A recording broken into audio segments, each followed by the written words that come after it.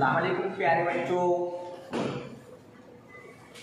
मोहतरम सरपरस्त हजरात, अपने बच्चों से इन दो तस्वीरों को देखकर उनमें नजर आने वाली चीजों के नाम बताने के लिए कहिए।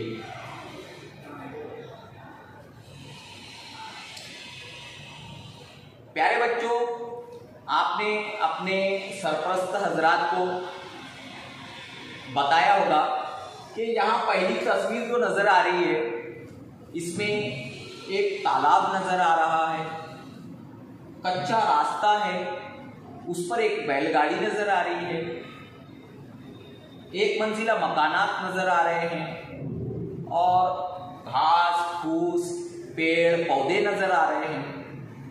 इन्हें देखकर आपको समझ में आ रहा होगा कि ये किसी गांव का मंजर है।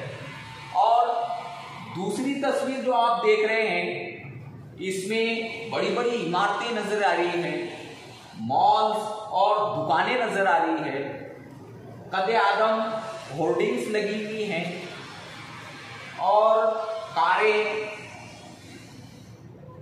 वगैरह नजर आ रही हैं। इस तस्वीर को देखकर आप समझ गए होंगे कि ये किसी शहर की तस्वीर है।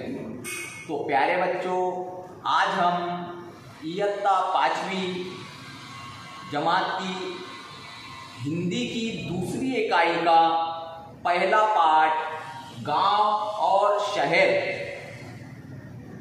पढ़ेंगे।